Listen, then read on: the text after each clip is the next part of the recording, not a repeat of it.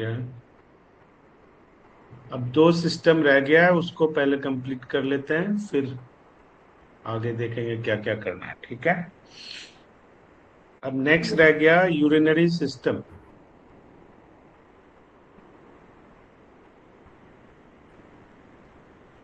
ये बॉडी को फिल्टर करने का एक महत्वपूर्ण तंत्र है, जो रक्त को साफ करके वेस्ट मटेरियल हमारे शरीर से यूरिन के थ्रू बाहर निकालने का काम करता है। इस काम करने में जो महत्वपूर्ण भूमिका अदा करते हैं उसका नाम है, पहला, 2 गुर्दे यानी किडनीज, 2 यूरेटर यानी मूत्रवाहिनी, और 1 ब्लैडर यानी मूत्राशय, और 1 यूरेथ्रा। 4 इंपॉर्टेंट पार्ट हुए यूरिनरी सिस्टम के। पहला किडनी, दूसरा यूरेटर, तीसरा ब्लैडर और चौथा यूरेथ्रा। ये इस प्रोसेस के होने से हमारे शरीर में इलेक्ट्रोलाइट बैलेंस रहता है, बीपी और पीएच बराबर बना रहता है। जब इसमें प्रॉब्लम आएगी तो हमारा बीपी भी फ्लक्चुएट होगा और पीएच लेवल भी फ्लक्चुएट होगा, जिससे बहुत सारी बीमारियां शुरू हो जाती हैं। अब किडनी की हम बात करते हैं तो किडनी हमारे शरीर में 2 होते हैं, लेफ्ट और राइट। ये हमारे मुट्ठी के आकार के रीढ़ के हड्डी की दोनों पसलियों के नीचे होते हैं, और इनका काम है ब्लड प्यूरिफिकेशन। ब्लड को प्यूरिफाई करके टॉक्सिन्स निकालकर यूरिन बनाते हैं। यूरेटर दूसरा है, एक पतली मांसपेशीय नलिका होती है जो किडनी से लेके यूरेटर तक ले जाती है। ये लंबी होती है। इसका काम क्या है, किडनी के द्वारा जो भी आफ्टर ब्लड प्यूरिफिकेशन जो भी टॉक्सिन लिक्विड किडनी ने निकाला उसको ब्लैडर तक ले जाने का काम ये करता है। उसके बाद है ब्लैडर। ये खोखला गुब्बारा जैसा अंग है जो पेल्विस यानी कूल्हे की हड्डी के नीचे में स्थित होती है, और इसका काम क्या है, टॉक्सिक यूरिन को जमा करना, जब तक कि आप उसे बाहर ना निकाल दें। जब ये फुल हो जाता है तब आपको यूरिन की अर्ज आती है। यूरिन एक नेचुरल प्रोसेस है, नेचुरल अर्ज है। कभी भी यूरिन आए तो यूरिन को रोक के नहीं रखना।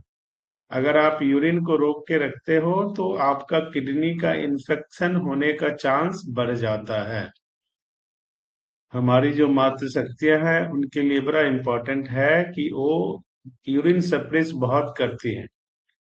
कहीं गए, कहीं ऐसी जगह नहीं मिली तो 2-2 घंटे, 2.5-2.5 घंटे यूरिन को सप्रेस करके रखना वो बीमारी का कारण बनता है। तो आप लोगों से एक विशेष रिक्वेस्ट है कि कभी भी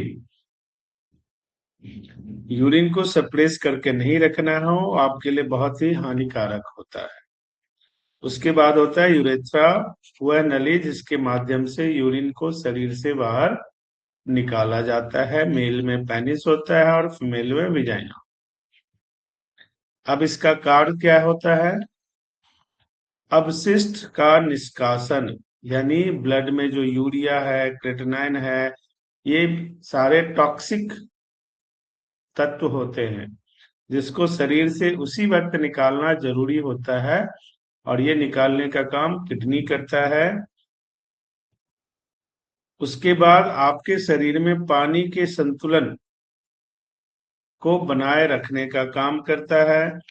बीपी को गुर्दे में, जैसे हमने पढ़ा था कि किडनी के ऊपर एक हार्मोन होता है, उसको क्या बोलते हैं, एड्रेलिन, जो हरिओम सर। आपके, हाँ जी, हरिओम, जो आपके बीपी को नियंत्रित करने में बड़ी भूमिका निभाता है। इसके साथ ये आरबीसी का निर्माण करने में भी भूमिका निभाता है। जो कि एरिथ्रोपोइटीन नामक हार्मोन बनाते हैं, जो आरबीसी के उत्पादन को बढ़ावा देता है। अगर ये एरिथ्रोपोइटीन नामक हार्मोन आपका बनना बंद हो जाए तो खून बनना बंद हो जाता है, और उसी बीमारी को एनीमिया या थैलेसीमिया के नाम से जाना जाता है। जब कहा जाता है आप एनीमिक हो, दैट मीन्स आपका ब्लड प्रॉपर नहीं बन रहा है, आरबीसी प्रॉपर नहीं बन रहा है। फिर ब्लड चढ़ाने की नौबत आती है हर एक 2 महीने, 3 महीने, 4 महीने, 6 महीने में। क्लियर है? तो इसके लिए जरूरी है कि सबसे पहले पानी पर्याप्त मात्रा में पिया करें। यूरिन अर्ज को कभी जो लंबे समय तक नहीं रोके। अब इसके बाद हम आते हैं कि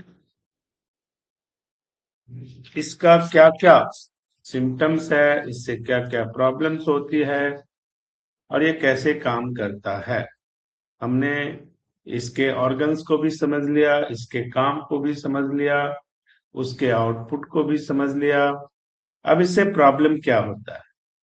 जो सबसे पहला प्रॉब्लम है, बहुत ही आम प्रॉब्लम है, उसे हम बोलते हैं यूटीआई इन्फेक्शन, मूत्र मार्ग संक्रमण। यह आमतौर पर बैक्टीरिया के कारण होता है, जो यूरिन के मार्ग से आपके शरीर में प्रवेश करता है। अब यूरिन के मार्ग से आपके शरीर में प्रवेश करता है, इसका मतलब है कि आप हाइजीन का ख्याल नहीं रखते हैं, तभी तो शरीर से बाहर की चीज आपके शरीर के अंदर प्रवेश करेगी, है ना? हाइजीन का प्रॉब्लम कहाँ कहाँ से होता है? पहला, या तो आप सेल्फ केयर नहीं करते हो, अपनी शरीर के रेगुलर बेस पे सफाई नहीं करते हो, साफ सुथरा कपड़ा नहीं पहनते हो। तीसरा, आपके जो पॉट्स हैं बाथरूम में, वो प्रॉपर साफ नहीं रहता। आप जब भी पब्लिक टॉयलेट जाते हो तो इस बात का ख्याल नहीं रखते हो कि कहाँ कैसा है, किस तरह का हाइजीन है या नहीं है। इन सब कंडीशन में आपको यूटीआई इन्फेक्शन होना लाजमी हो जाता है।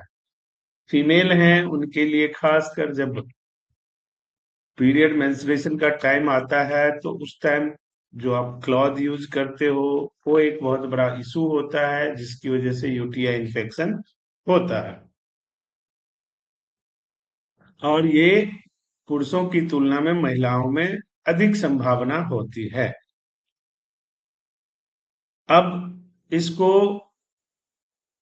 सिस्टाइटिस या पाइलोनेफ्राइटिस, ये दो वर्ड हैं, तो इसमें आप नहीं जाने, सिंपल आप समझ लो जो मैंने समझाया। अब यूटीआई के कारण कैसे पता चलेगा कि आपको यूटीआई इन्फेक्शन हो गया? पेशाब करते समय आपको जलन या चुभन फील होता है। एक नॉर्मल टेंडेंसी यूरिन की होती है, उससे ज्यादा यूरिन आप करने जाते हो। जब भी यूरिन करना होता है तो सडन आपको ऐसा फील होता है कि अभी नहीं करेंगे तो दिक्कत हो जाएगी। यूरिन के टाइम में पेट में और पीठ में दर्द होना, पेशाब का धुंधला या उसमें असामान्य स्मेल का आना, रेगुलर बेस पे फीवर आना, ये सारे लक्षण होते हैं जो बताते हैं कि आप यूटीआई के शिकार हो चुके हो।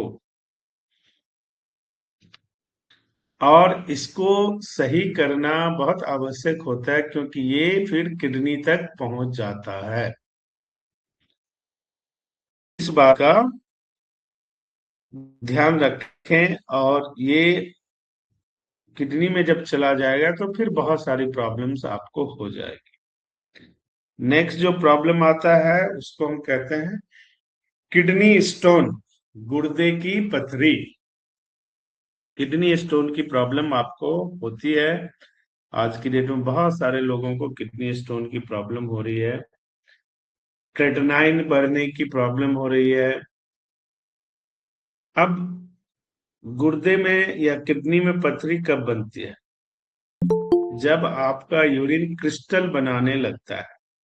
क्रिस्टल बनाने का मतलब क्या है कि यूरिन जब चिपचिपा हो जाता है, यूरिन जब टॉक्सिन में चिपकने लगता है, इस पीरियड में आपको दर्द काफी होता है। उनसे बोल दो थोड़ा आवाज कम कर दें। आपको यदि पथरी है तो आपके पसलियों के नीचे एक तरफ तेज दर्द महसूस होता है। जब आप देखोगे तो बैक एनएस से ऊपर और लंबर में, अगर आप L4 L5 के पास से वो पेन शुरू होता है और फिर आपके उस तक पेन आता है। उस चीज का आपने, उससे पता लग जाएगा कि आपको ये किडनी का पेन है। वो पीछे से आगे की ओर फैल के आता है पेन। तो इस वजह से आप आसानी से समझ सकते हो कि ये किडनी का पेन है, किडनी का दर्द है। अब इसके सामान्य लक्षण क्या है? सडन या कभी कभार आपके यूरिन में ब्लड आ जाना, आपका अक्सर जी मचलाना, उल्टी करने का मन करना, उल्टी हो ना हो लेकिन ऐसा फील होता है कि उल्टी होगा, यूरिन करने की तीव्र इच्छा होगी लेकिन यूरिन का ना होना, ये सारे संकेत हैं कि आप किडनी के शिकार होते जा रहे हो। और पेन जो बैक साइड के कैसे होता है वो अभी आपको मैंने बता दिया है।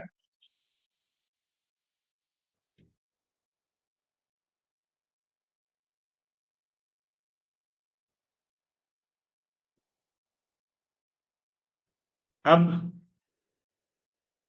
ये दो मेजर इश्यूज हैं जो यूरिनरी ट्रैक में होता है। तीसरा जो इशू होता है और वो बहुत ही प्रॉब्लमेटिक होता है, वो है शुगर का।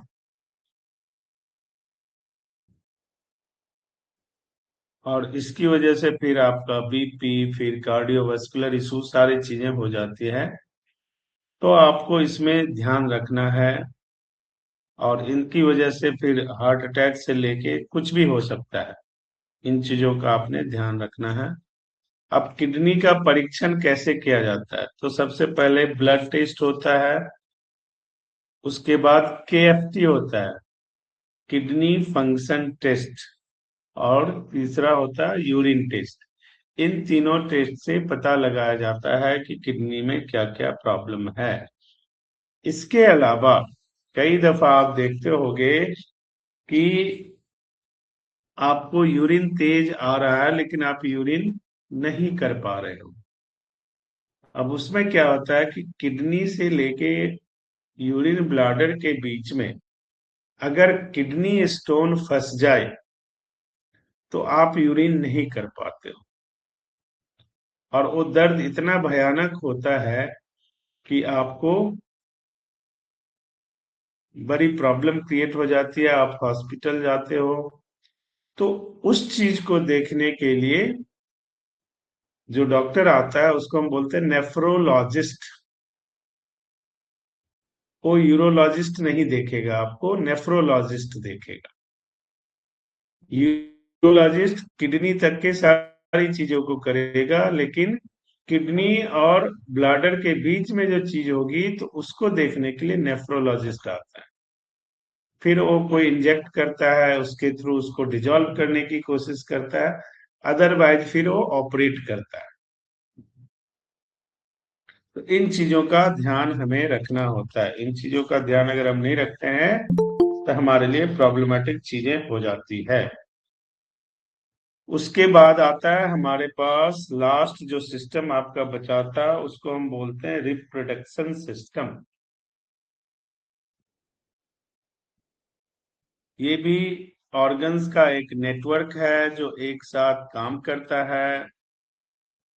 फीमेल रिप्रोडक्टिव सिस्टम में और मेल रिप्रोडक्टिव सिस्टम में थोड़ा सा फर्क होता है। हमने पहले भी कहा था आपको कि जो मेल रिप्रोडक्टिव सिस्टम होता है, सेक्स सेल, उसको हम बोलते हैं स्पर्म, और जो फीमेल का होता है उसको हम बोलते हैं ओवम। ये पहले भी आपको, और यही इसी से फर्टिलाइजेशन का प्रॉब्लम शुरू हो फर्टिलाइजेशन का प्रोसेस शुरू होता है, और फिर बच्चा कंसीव हो पाता है।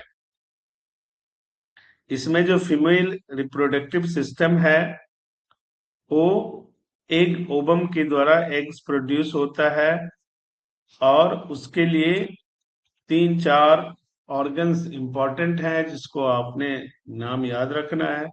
पहला है ओवरीज। आज की डेट में ओवरीज सिस्ट का बड़ा ही चलन हो गया है, बड़ी सारी महिलाओं को ओवरीज में सिस्ट होता है। दूसरा है फेलोपियन ट्यूब्स। ओवरीज क्या करता है? एग प्रोड्यूस करता है, और साथ में सेक्स हार्मोन्स जो फीमेल में होते हैं उसका नाम है, चाहो तो आप लिख लो, एस्ट्रोजन और प्रोजेस्टेरोन। एस्ट्रोजन और प्रोजेस्टेरोन, ये दो होते हैं। Fallopian tubes transport the eggs from ovary to the uterus. अब ओवरी से यूट्रस तक एग्स को ले जाने का काम फिलिपियन ट्यूब्स करते हैं। तो कई दफा हम ये देखते हैं कि कई मातृशक्ति को कंसीव नहीं हो पाता। तो ये जरूरी नहीं है कि वो ओवरीज में ही प्रॉब्लम हो, ये जरूरी नहीं है कि यूट्रस में ही प्रॉब्लम है। अगर आपको फिलिपियन ट्यूब में, जैसे अभी मैंने बताया, किडनी और यूरिन ब्लैडर के बीच में यूरेटर है, यूरेटर के बीच में अगर स्टोन फंस गया, उसी तरह ओवरीज और यूट्रस के बीच में फिलिपियन ट्यूब्स है। अब फिलिपियन ट्यूब्स में अगर सिकुड़न है, प्रॉपर सप्लाई ऑफ एग्स नहीं हो पा रहा है, तो भी कंसीव नहीं होगा, चाहे आप कुछ भी कर लो। तो जनरली हम इसको अवॉइड करते हैं और अलग अलग तरह के मेडिसिन खाते हैं। हमें टेस्ट करवा के बेसिकली फाइंड आउट करना है, तो है कि where is the problem, actual root है क्या। कि अगर फ्लैपियन ट्यूब में प्रॉब्लम है तो ओवरीज और यूट्रस के लिए कोई मेडिसिन लेने की आवश्यकता नहीं होती है। फिर मेडिसिन की एक ही बात आती है कि how to open the fallopian tubes so that जो एग्स है विजिट ट्रांसपोर्ट करके यूट्रस तक लाया जा सके, जहां गर्भ स्थित होते हैं, और गर्भ में फिर बच्चा बढ़ता है या पलता है। उसके बाद है यूट्रस, जहां पे फर्टिलाइज होके एक इम्प्लांट होता है, फिर फीटस डेवलप होता है, बच्चा डेवलप होता है। उसके बाद है विजाइना, एक कैनाल है जो यूट्रस का एक्सटर्नल बॉडी पार्ट है।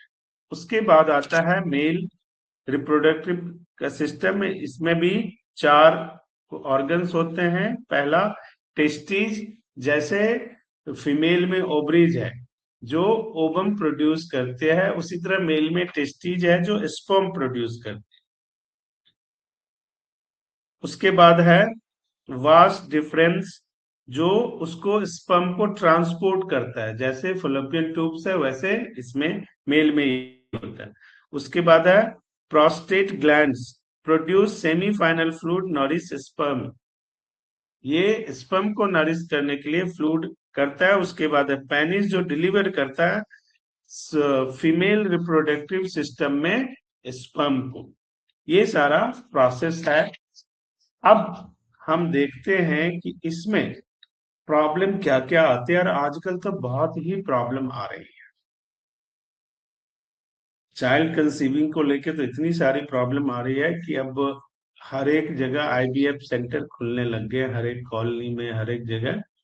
ये एक बहुत बड़ा नेगेटिव इशू है सोसाइटी के लिए, और हमारी हेल्थ कंसर्न है, हमारी जो क्षमता है हमारे शरीर की, उस पर एक क्वेश्चन मार्क है।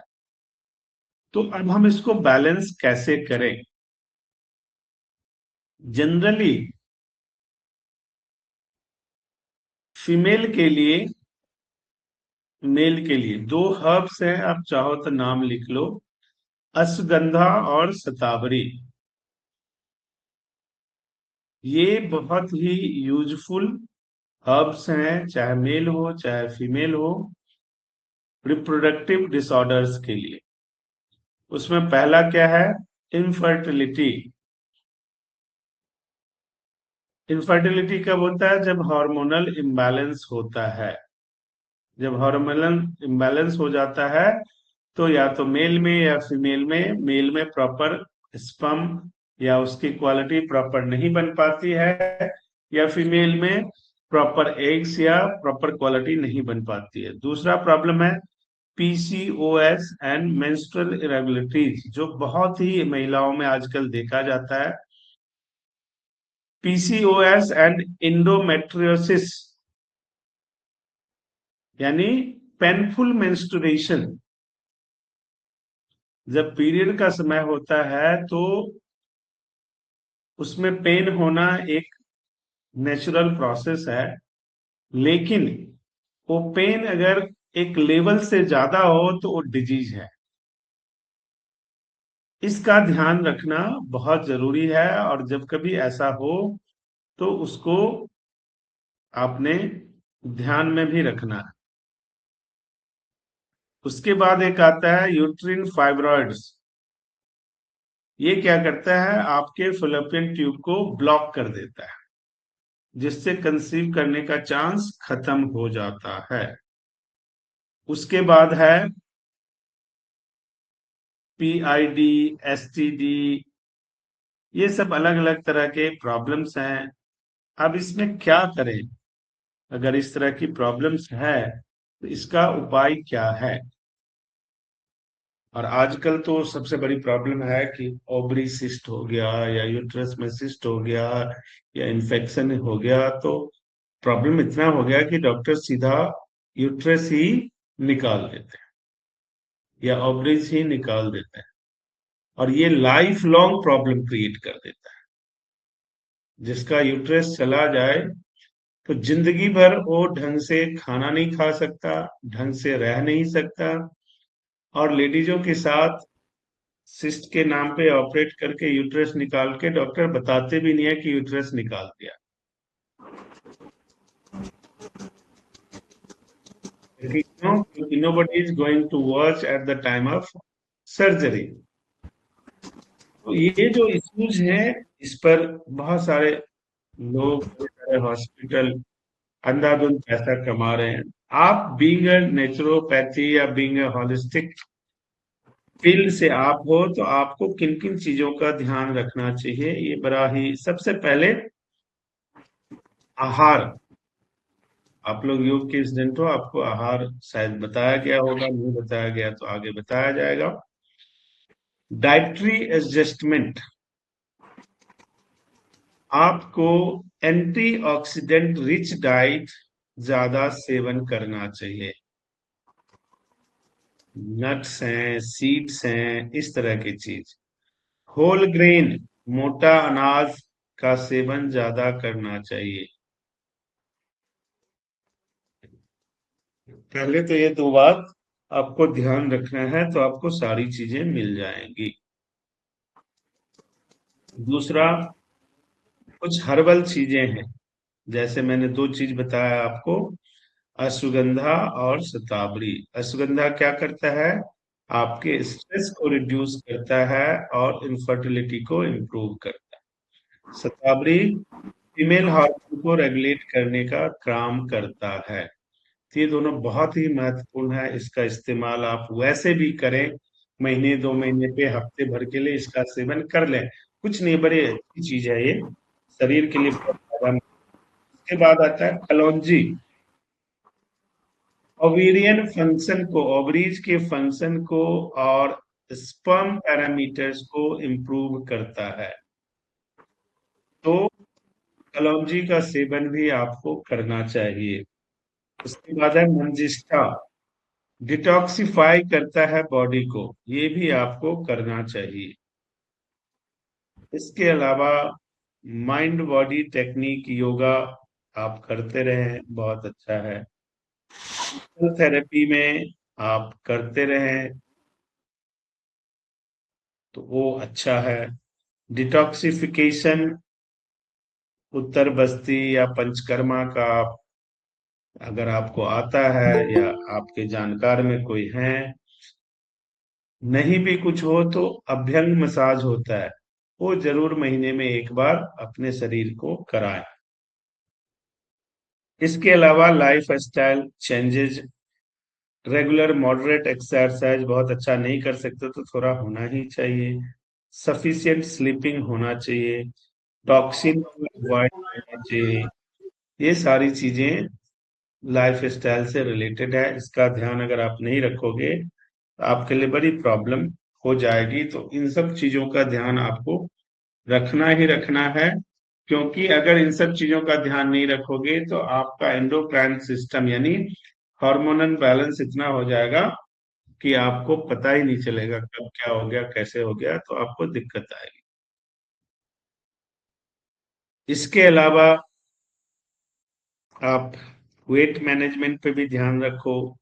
टॉक्सिक हैबिट को खत्म करो। स्ट्रेस से अपने आप को दूर रखो। What ever given by God, you should be happy. और के लिए मेहनत करो, लेकिन जो भी आपको भगवान ने दिया है आप भगवान के प्रति थैंकफुल रहें और उसको एंजॉय करें। जनरली होता क्या है हमारे घरों में कि जो हमारे पास है उसको एंजॉय नहीं करते हैं, जो नहीं है उसके लिए लड़ते हैं। और ये बहुत बड़ा इशू है, हर घर की समस्या है। तो महिलाओं को, पुरुषों को ये खासकर ध्यान रखना चाहिए, जो ईश्वर ने दिया पहले उसको तो एंजॉय करो। उसको एंजॉय किए बगैर जो नहीं दिया उसके लिए लड़ रहे हो तो ईश्वर आपसे नाराज हो जाता है कि देखो इसको मैंने खुश होने के लिए दिया और ये उसके बजाय और चीजों के लिए लड़ाई झगड़ा हो रहा है, कलह हो रहा है घर में। तो ये बड़ा ही, ये सब स्ट्रेस क्रिएशन का, हार्मोनल डिसऑर्डर का बहुत बड़ा कारण होता है। इन सब चीजों का आप ध्यान रखें। ये था urinary system as well as reproductive system. अब आज आप सवाल जितना पूछना है पूछ लो।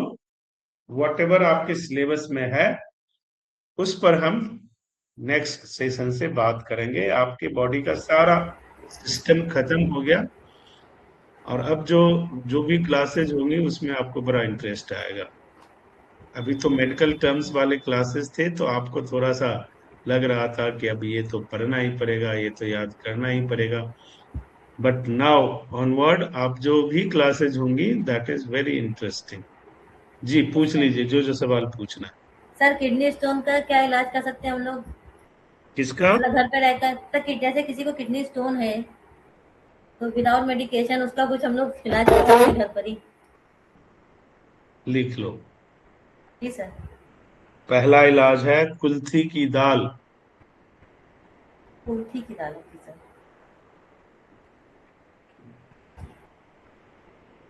जी सर। दूसरा इलाज है पत्थर चट्टा का पत्ता। पत्थर चट्टा का। जी सर। तीसरा इलाज है कटी स्नान, नेचुरोपैथी में आप अपने घरों में भी कर सकते हो। तो ये क्या होता है एक कटी स्नान? नॉर्मल टेम्परेचर पर पानी को गर्म करना जिसे आप बर्दाश्त कर सकते हो, और टब में गर्म पानी डालना और टब में बैठ जाना, नाभि से नीचे और घुटने से ऊपर आपका टब में होना चाहिए। और ये रेगुलर बेसिस पे करोगे तो बड़ा फर्क पड़ जाता है किडनी स्टोन। ठीक है। जी सर। जी सर। इसके अलावा एक चीज लिख लो, बड़े काम किया, अगर इसका लोगे तो ठीक हो ये जाता है। गुनगुना पानी में होता है ना, गुनगुना पानी में? मैडम टेम्परेचर उतना होना चाहिए जो आप अच्छा बर्दाश्त कर ठीक। सकते। ठीक। जी ठीक सर। है जी। Yes sir. उसके बाद लिख लो एक साबुत देसी पान का पत्ता, जी सर। 5 दाना काली मिर्च, जी सर। और 3 ग्राम फिटकिरी। Yes sir. इसको कूट कर, और जब वो मैश हो जाए तो उसको निकाल कर चम्मच में, और फिर उसको चबा चबा कर खाना है। दिन में एक बार, खाने से 2-2.5 घंटे पहले या खाने के 4 घंटे बाद। ठीक है। जी सर। और पूछो जी। सर सर फिर से बोल दीजिए। क्या मैं बोल लिख दूं? वही पान पत्ता है जो देसी पान पत्ता बोले। देसी फिटकिरी पान का पत्ता, 5 दाना काली मिर्च और 3 ग्राम फिटकिरी। जी सर। इसको सर कूट के गर्म पानी में खाना है। नहीं जी, कूट कर सीधा चम्मच से निकाल लिया, मुंह में डाल के चबा के खाना है। ऐसा नहीं पानी से उसको निगल लिया, ऐसा नहीं करना। और ओके इसके सर। खाने के बाद 1 घंटे तक कुछ पानी पूनी कुछ नहीं लेना। Okay sir. दिन में सर कितने बार? एक ही बार काफी है मैडम, एक ही बार खाया नहीं जाएगा, कितनी बार खाओगे? हाँ। जी, बोलो। सर यूरिक एसिड के लिए, यूरिक एसिड बढ़ा हो तो क्या करें? रात को 4 दाना काली मिर्च गर्म पानी के साथ लो, ठीक हो जाए। Okay sir. यूरिक एसिड जब भी बढ़ता है तो पानी का इंटेक बढ़ा दो और लिक्विड डाइट पे आ जाओ, यूरिक एसिड अपने आप ठीक हो जाएगा। ठीक है सर।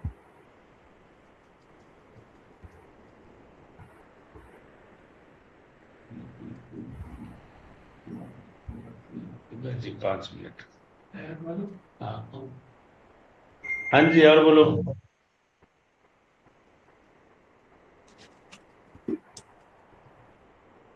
जो पैर में दर्द रहता है चलने में मुश्किल होता है, मेरे को बहुत घर होता में है, क्या करें? तो घर में बैठो आराम से, अच्छी बात है, आराम करने का मौका मिल गया।